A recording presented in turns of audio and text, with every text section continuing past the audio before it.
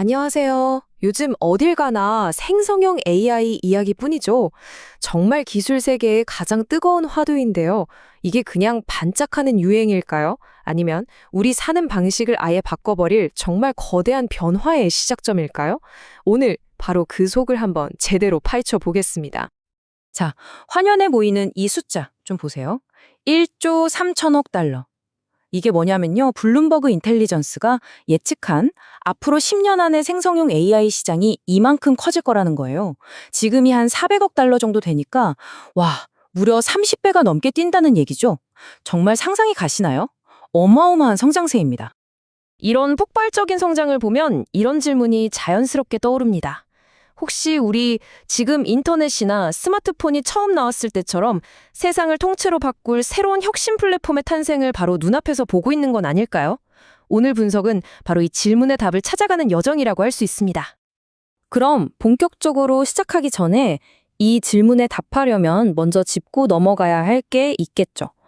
도대체 혁신 플랫폼이라는 게 정확히 뭘까요? 혁신 플랫폼, 말이 좀 어려운데요. 쉽게 말해서 다른 사람들이 뭔가 새로운 걸 만들 수 있게 판을 깔아주는 핵심 기술이라고 생각하시면 돼요. 제일 좋은 예가 바로 스마트폰 운영체제, OS죠. 애플의 iOS나 구글의 안드로이드라는 판이 깔리니까 전 세계 개발자들이 그 위에서 온갖 앱을 만들어낼 수 있었잖아요.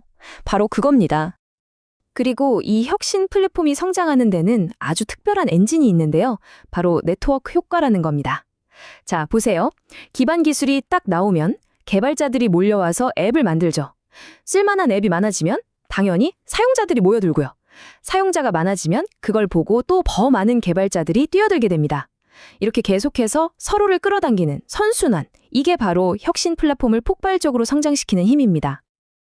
그렇다면 생성형 AI도 과연 이런 혁신 플랫폼의 특징을 가지고 있을까요? 그 답을 찾기 위해서 지금부터 AI 생태계를 크게 4개의 층으로 나눠서 속속들이 들여다보겠습니다. 첫 번째 층, 가장 핵심에는 AI의 두뇌라고 할 수 있는 파운데이션 모델이 있습니다. 어마어마한 양의 데이터를 학습해서 사람처럼 생각하고 글을 쓰는 핵심 소프트웨어죠. 우리가 흔히 말하는 대규모 언어 모델, LLM이 바로 여기 속합니다. 그러니까 이 AI의 두뇌를 누가 차지하느냐, 이걸 두고 정말 엄청난 레이스가 펼쳐지고 있는 겁니다. 오픈 AI, 구글, 메타 같은 빅테크는 물론이고요. 엔트로픽이나 코히어 같은 무서운 신일 스타트업들까지 모두가 지금 정상에 오르려고 전력 질주하고 있어요. 예전의 스마트폰 OS 시장과 다른 점은 여긴 아직 절대 강자가 없는 아주 흥미진진한 상황이라는 거죠. 자, 두 번째 층으로 가볼까요? AI의 두뇌가 있다면 당연히 근육도 필요하겠죠. 그게 바로 이 인프라 계층입니다. AI의 엄청난 계산을 감당해내는 특수한 하드웨어, 그리고 클라우드 서비스가 여기에 해당합니다.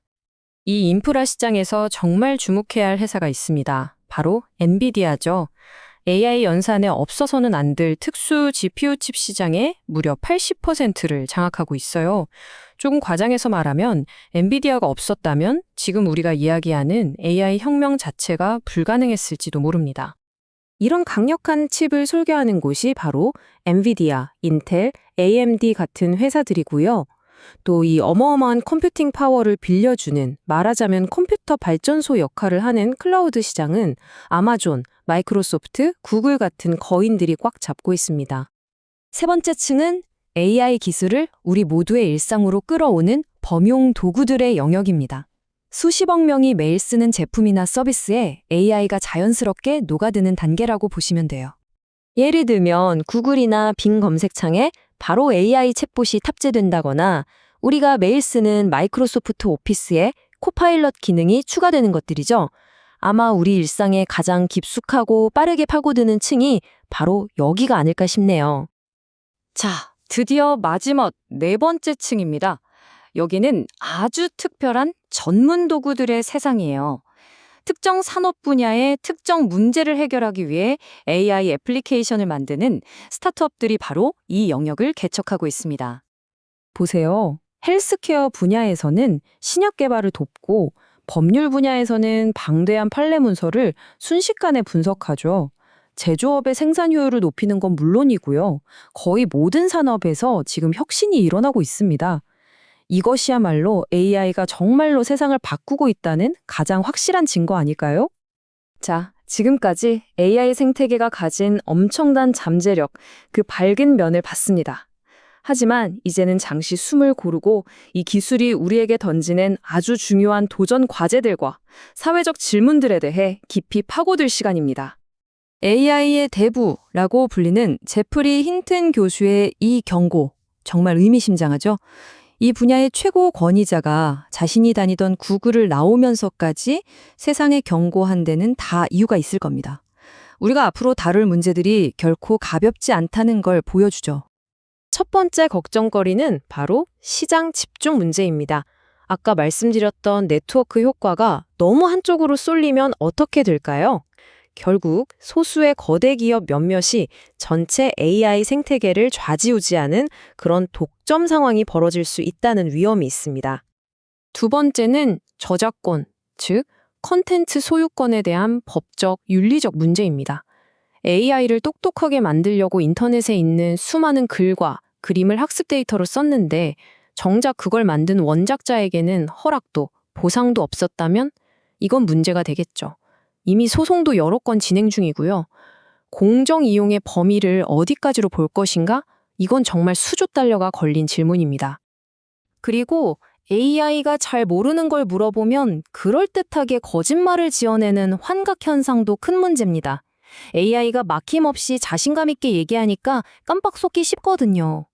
물론 이 문제는 기술이 발전하면서 점점 나아지겠지만 가짜 정보가 퍼져나갈 위험은 여전히 남아있는 거죠. 자, 그럼 이런 문제들 어떻게 풀어야 할까요? 방법은 크게 두 갈래로 나뉩니다.